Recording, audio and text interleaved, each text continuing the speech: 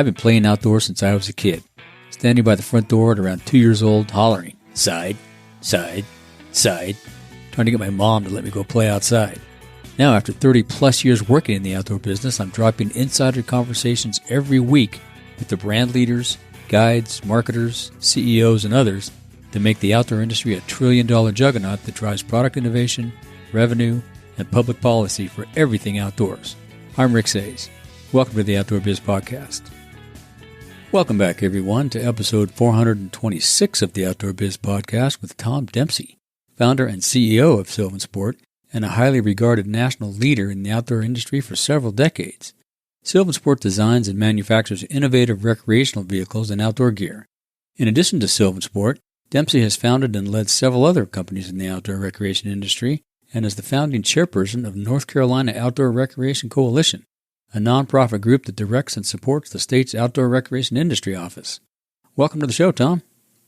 Thank you, Rick. Great to be here. Yeah, great to chat with you. I've been a fan of your stuff for many, many years. It looks very unique, very functional. I've never tried one out, but look forward to doing that someday. I hope you get the chance to. That unique multifunctionality is definitely a hallmark of all SylvanSport products. Yeah, very cool.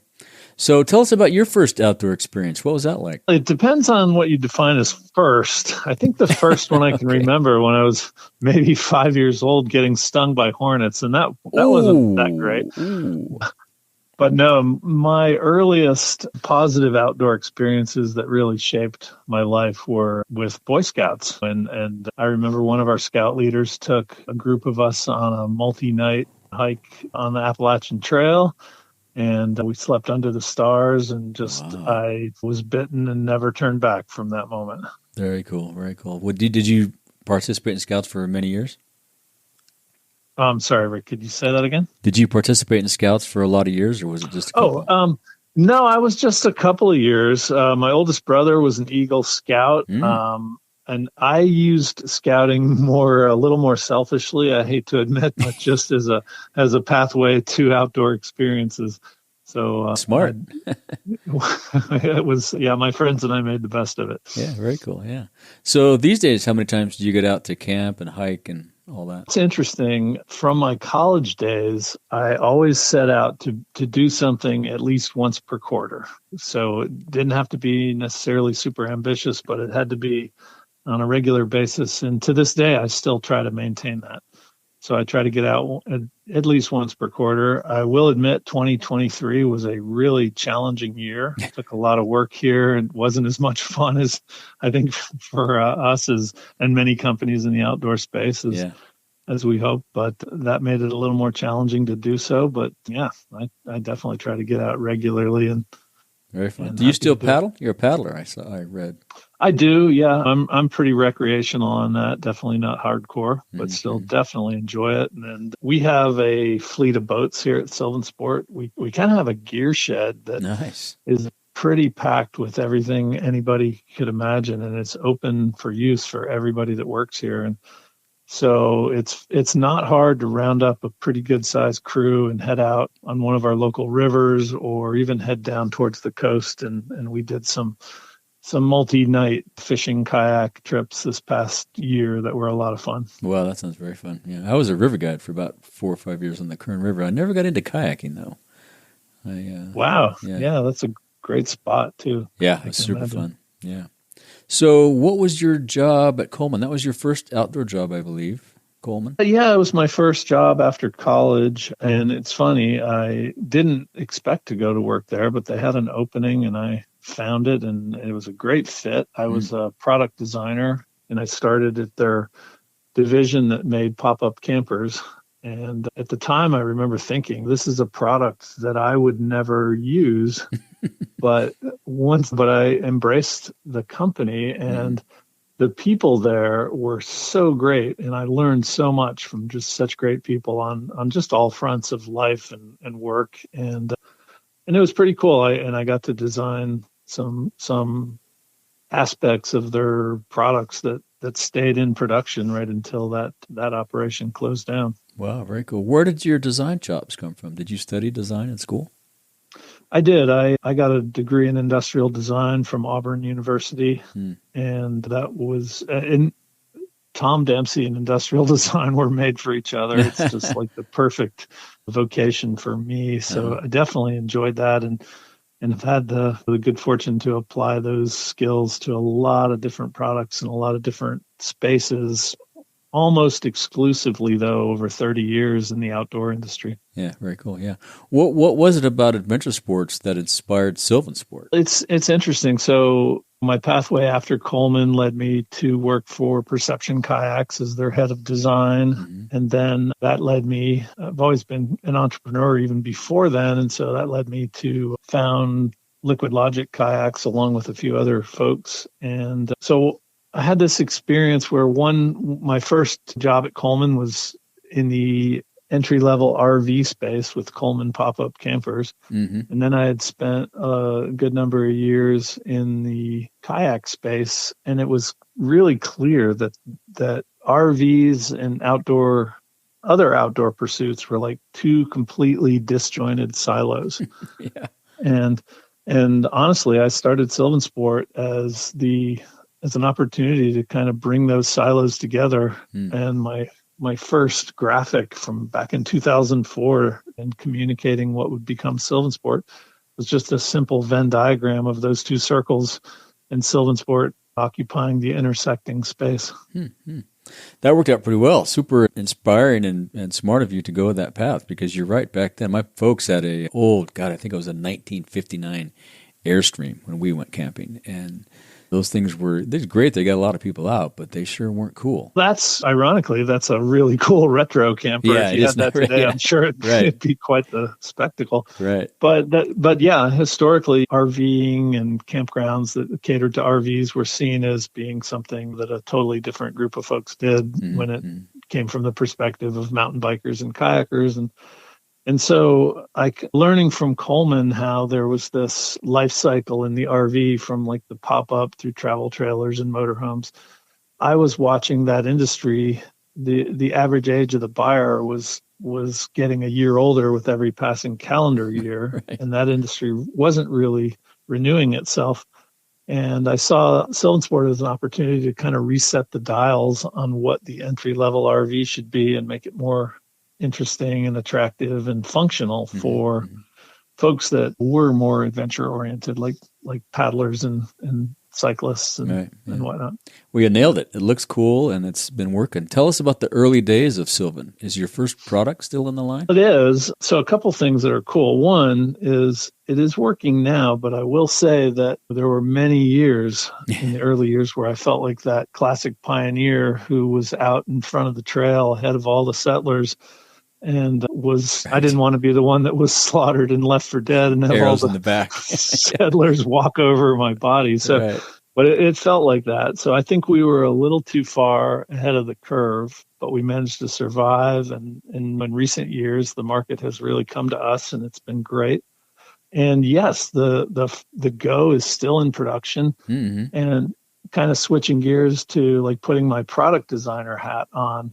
When I think about iconic products in modern history that have a long lifespan in the marketplace, it's just a testament to really good design that gives them that longevity. And I think, honestly, we nailed it with the Go in that respect. Yeah, I have that pulled up on another screen here. I was checking that out. It's totally functional, looks cool, and you could take it anywhere. I mean, there's a lot of great dirt roads around here that they're not four-wheel drive roads, but they're dirt roads that you wouldn't want to take a nice vehicle or nice trailer on, but that'd be perfect. Yeah. Yeah, the Go in its current form is, and then in just a very, very short near future, early in this year, 2024, we've got a really amazing, robust off-road Go that we'll be unveiling here shortly. Oh, very cool. Can't wait to see that. So how do you find time to run the company and maintain the role of chief product designer? It keeps you busy. Yeah, thank you for that observation. And truthfully, it's the great team we have here. Mm-hmm. So we've been really diligent in building a company that is attractive to the best imaginable folks to come and join us. And at all different aspects of the company, we have just great people. And so I'm so fortunate to be able to count on them to do what they do that allows me to focus on the things that I'm good at, because I'm definitely not good at everything. And we have great people doing that. That's awesome. Yeah, it takes a great culture. I was at Eagle Creek back in the heyday. We had a great culture there, just fantastic people and great leadership. And it makes the job and the work a lot. It's already fun because we're in the outdoor space, but working with great people makes it fun too, I think. It does. And that harkens back to just the culture of the outdoor industry and in its heyday. As all the passionate founders came up with their different companies. And having had the great fortune to meet and rub elbows with some of those folks over the years, it just has inspired me to want to kind of create that same type of place. Yeah. What are some of the things you do to maintain that culture? I'm sure you guys have some unique, fun stuff that keeps everybody engaged. Yeah, we do. And first and foremost, it is a job. So we all work hard. But I think there's a lot of different aspects to keeping the culture good, strong, and positive. And from my position, I try to make sure that I make contact with almost everybody on a daily basis. We're lucky to be a small enough company that I can still do that. And just talk to people, take the time to listen to what's going on in their personal lives. And we also do some pretty cool stuff where we blend the personal life with the business life. So for example, like in our leadership meetings, in an effort to kind of make the meeting as effective as possible, we boil it down to 4 things that each person talks about. And each of those 4 things can be business or personal. So for example, one of the 4 things is tell us of a victory in your last week. And so that could be a business victory, but it also could be something personal in it. And so I think by encouraging folks to share their personal aspects with everybody else, we know each other better. We're more invested in each other's lives. We care about each other. And so it's little things like that. I think it's the other thing I tell our folks when they join us is think of me as your agent, not your boss. I'm here to help you accomplish what you want in your life. And ideally it benefits us and benefits you and as it's happening, but it's a little bit different stance. And so, it takes a lot though. It takes a lot of daily effort to keep that going. Yeah. A lot of company picnics and softball games and all those things help too. Our twist on those things. Yeah, whatever that might be. Right. For sure. Yeah. Yep. Where did the 4 things idea come from? Did you guys come up with that? Yeah, that was, you just look at problems. And I guess the cool thing about my training as an industrial designer is it's just really core problem solving. It's identifying needs and then solutions. So when you think about business and you think about meetings, people complain about meetings, and they do, because when somebody drones on and on and on and you've got a lot of work to do, it's a boring meeting. Yeah. So my goal was to basically say, okay, we're going to come together. We're going to make this as meaningful a time. So instead of rambling on, distill down your needs to these 4 key things, and you get one thing from each of those 4 categories. And what it does is over time, it kind of trains people to basically boil down the issues to the simplicity. Right. And that's what makes us all successful, is when we keep everything simple.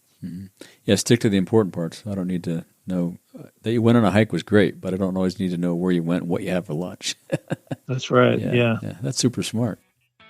Hey, are you a t-shirt fanatic like me? I'm always on the lookout for new t-shirts. I have a collection of tees with funny sayings, inspiring graphics, or just something with a simple message. And I often find them at TeePublic. TeePublic has all kinds of apparel, including outdoor biz tees, hats, and more. Visit ricksays.com/teepublic and find something to add to your tee collection today. I know you have one. That's ricksays.com/teepublic. Now, back to the show. Let's shift gears to the Sylvan Distribution Network. What's that like? Are you in many RV dealers? All RV dealers, I would think. Not all of them, but that's probably your. No, actually, we're not. We have a few key dealers that we are partnered with that we love. We are definitely looking to expand, predominantly in actually California and the Southwest would be ideal. Places that are further from North Carolina, but But we have somewhat of a hybrid network in that we promote heavily and sell direct, but we don't compete with our dealers. So Smart. in other words, if we have a dealer and we sell direct, we definitely are going to present the customer to that dealer. But without a large distribution network, selling direct works well for us. And really it was interesting. The whole pathway pre-pandemic and pandemic change distribution, and the RV industry was really going into a downturn in 2019, and the pandemic reversed that, as we all know. And so we were pretty well positioned going into that going into the pandemic, that is, with direct to consumer sales. And we just sort of rode it out because the pandemic was not a time to go open new dealers and make personal visits to those places. So you couldn't a lot of times. Yeah. So I think the cool thing about the time we're in right now is post pandemic, there's been this brick and mortar sort of reignition a little bit. But I think that's a bit of a pendulum swing, and it's going to be interesting to see how that settles out. And it's definitely going to be a balance, and people are comfortable making large purchases online these days, and then using a dealer network to help fulfill them and help keep optimal service is sort of a bit of a hybrid outcome that I'd like to see. Interesting. So they can purchase online and then they pick it up at a local dealer, wherever however close that local guy might be. It might be, like in California, I probably have to go over from here, I probably have to go over to the other side of the mountains to find somebody over there. But is that typical of your dealers? Well, it's still a relatively small network, so it's somewhat case by case, and it depends on what the dealer's preference is and what their technical capabilities are. So we have some dealers that function just like you described, and we have some others that we simply refer the customer directly to the dealer to take it from there. Got you. Have there been any outdoor retailers, outdoor folks that have lined up to that model yet, or are they still a little gun shy? Well, again, we began a little bit of that push, and then the pandemic kind of turned that off for a little while. And we've reignited some discussion with a few big key ones. We've really enjoyed talking with Bass Pro Shops, for example, and Cabela's. And so I think there'll be some great things there. Very cool. And only in the U.S. you're selling?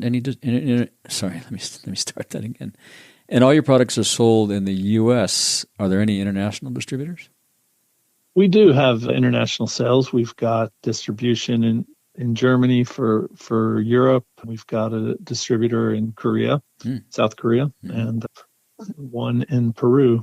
So we definitely have a lot of interest internationally. Yeah. From a product design standpoint, we designed our products with that in mind. So we have some of the characteristics of them are very favorable for international use. So, for example, like our Go camper meets all the Australian design regulations, stuff like that. We did our homework pretty thoroughly at the early days. Yeah, pretty smart. Nothing in Japan yet, huh? The Japanese love this kind of product, I would think. Yeah, I don't think we do have a distributor in Japan. Yeah. I'm trying to think. No, we don't. Yeah, there's a fair amount of camping. I was with Montbell for a while. Was very fortunate to go hang out with Tatsuno in Japan and go. We didn't go camping, but we went fishing, and they had those cool vans that they travel over there with.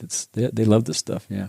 No kidding. And Tatsuno is a good friend. That's such a great story. He's an awesome guy. He is.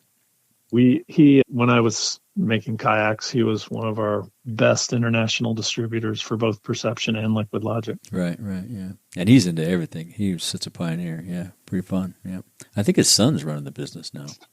Is that right? Yeah, I think so, yeah. I need to reach out to Tatsuno because I agree. I think he'd be a fantastic avenue into be a good partner. Market. Exactly, yeah. And they have, I forget how many doors they have in Japan now, but it's a lot.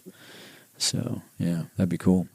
Let's shift gears and talk about some fun stuff. Do you have a favorite place to camp that you need to get away? I need a night under the stars. Yeah, and it's interesting because I still like all forms of camping. The definition of camping is so broad, from heading out with barely anything on your back to being in a motorhome, and the two couldn't be more different. So I still like the whole range from backpacking to RVing.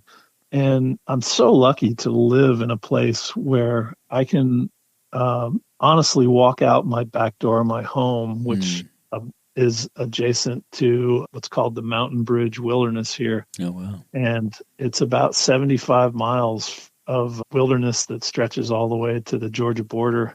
Cool. And so anyway, so whether it's walking out the back door for a day hike or a multi-night in that wilderness, I definitely have some local go-tos like that. But what I find to be most fun, though, is exploring new places. I think that's the coolest thing about camping is, I mean, in a lifetime, we could never even come close to scratching the surface on all the possible places to explore. And to me, I love finding new ones every time. Do you find yourself, have you been to camping in every state? You must travel a lot. Oh, no, I haven't. Definitely more than 30 of them. But and I haven't really thought about that to add it up. I should just go do a map thing because. Yeah, put some pins on a map. Yeah, that'd be interesting to see. Yeah, I haven't camped in Hawaii. So right. I know I haven't been to all of them, but a lot. And a lot of great international locations as well. Yeah. I'm lucky too here in Bishop. It's just walk out the back door. I mean, you could literally be night under the stars within 5 minutes. It's pretty cool. Yeah. How about a spot to get away for an hour or so during the week? You just need to go for a quick walk. That is the easiest question I've ever been asked. Cool. I'm staring out my window right now, and about 50 feet across the road is a trail that connects the town of Brevard into the Pisgah National Forest. Oh, wow. And so we are so lucky. All of us here get to just on foot or on a bicycle. We can be in the National Forest in less than 3 minutes. Wow, that's awesome. And then what's really cool is the kind of primary corridor that goes up from this town into the forest follows just an amazing river. And there's about 500 miles of amazing mountain bike trails in there. So we can dash out for a 45-minute ride at lunchtime or a couple hours or even head out for an overnighter from here. Yeah, beautiful. And then the other cool thing is the community here uses this area right in our front parking lot basically as a jumping off point into the forest. Cool. That's good. Yeah. So we get folks from just all over the place that are visiting the outdoor amenities here in Transylvania County, North Carolina, and they stop in here as a starting point, and it's great. But yeah, so we definitely get, whether it's solitude by the riverbank or a nice brisk walk or a good hard ride, all of it is right at our doorstep. Yep, it's handy to have, isn't it? I love it. It is great, and it was a very conscious decision for why we're here. Good for you, yeah. So yeah. Do you have any suggestions or advice for folks that have a product idea that want to get it in production? What path they should take? So that's the opposite. That's about the hardest question, and the only reason I say that is because it really is a long discussion. But I would have to boil it down to kind of three fundamentals that I learned as a industrial designer to examine. And that's the kind of three functions of a product are the human function, the technical function, and the production function. So the human function is easy to understand. That's how we interface with it, how it makes us feel, all the aspects of a product that relate to us. The technical is, how does the product work? Is it electrical? Is it manual? Is it all the actual function of it? And then the third being the production. How is it made? So where is it made? And what materials? Is it sustainable? All the issues related to making the product. And so I think if you examine all three of those and make the product has to work on all three of those levels.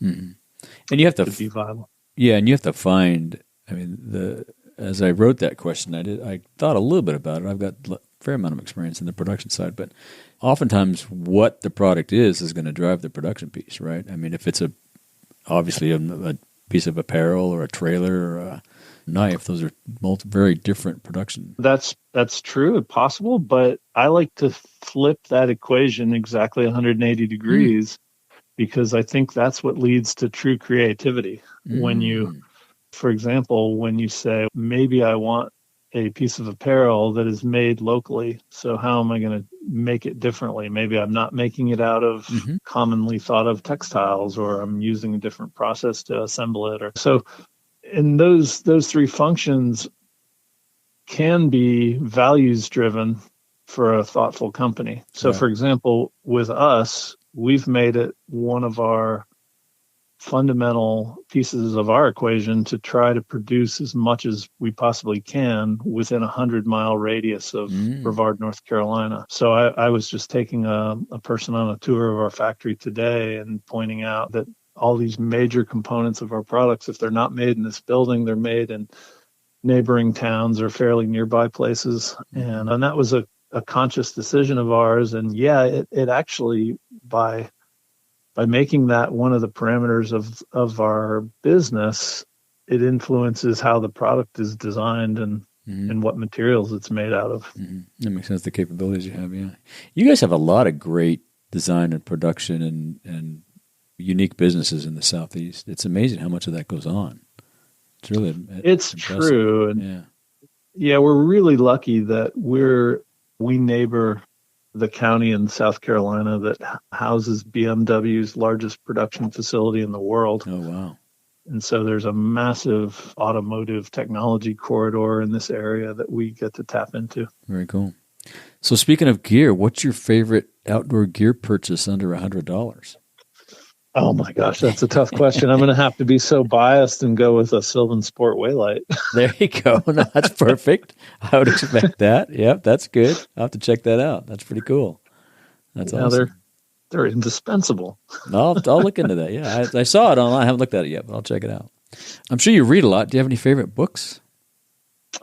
Oh my gosh, you may not want to put this in part of your podcast because I can't remember. My son just gave me an awesome book, and I think the author is Robert Keenum, and it's an older book from the 70s, but it's a really cool book about some British mariners that fended off German submarines on the coast of Britain and all the hardship they went through. So that's cool. Cool. In 2023, being such a challenging year, I definitely found myself reading more escapist fiction. I think we all did. So I don't have anything particularly fascinating. Although a friend of mine who you may know, David Billstrom, he ran Kitspo here. I don't. A company here in North Carolina. He's a Californian as well, though, relocated to North Carolina. He just was telling me about a book called Unreasonable Hospitality, which I just actually downloaded earlier today. So. Cool. That sounds interesting. Yeah. You have to get me the name of that other book when you get a chance. I'll plug it in later. But yeah, Unreasonable Hospitality. I like that. That's a great title. It is. It's more of a business book, but focused on taking care of customers, which so far it's kind of the common sense stuff we do already. I mean, at SylvanSport, as a small company, there's two things that we know we can do better than anybody else, and that's design really good products, and that's deliver just amazing service. So, those are the two things that count the most, I think. In my opinion, anyway. Yeah. And you guys have a special offer for listeners: 20% off on the gear that you sell. They can use code OutdoorBiz20. Thank you very much for that. I'll have to pick up a light with that. You bet. Deal. Yeah. Sounds great. Yeah, awesome. As we wrap up, is there anything else you'd like to ask or say to our listeners? No, I'm grateful to be here. No specific requests. Happy 2024. And I think everyone, and myself included, is optimistic this is going to be a more enjoyable year than the last one. But yeah, I'm with you. That's it. Yeah. And where can people find you if they'd like to follow up? Go to the website. Yeah, SylvanSport.com has all the links for our social, and on any social platform, if you just search SylvanSport, you'll find our company there. And I don't mind sharing that I'm Tom at SylvanSport.com. Cool. Perfect. Well, we'll put links to that in the show notes. Thanks for the conversation. It's been fun chatting with you. I look forward to meeting you at a trade show or somewhere back in the Southeast sometime. North Carolina. Wonderful. That sounds great, Rick. I look forward to that too. Awesome. Thank you Thanks, so much Tom. for having me. You bet. Thank you for joining us on another episode of the Outdoor Biz Podcast. Be sure to visit our website, theoutdoorbizpodcast.com, where you'll find show notes with links to everything we talked about and more. Subscribe wherever you get your podcasts so you don't miss a single episode. And while you're at it, if you found value in this show, we'd appreciate a rating on iTunes. Or spread the word and tell a friend. That would really help us out too. Be sure to tune in every week. And thanks again for listening to the Outdoor Biz Podcast with Rick Sayes.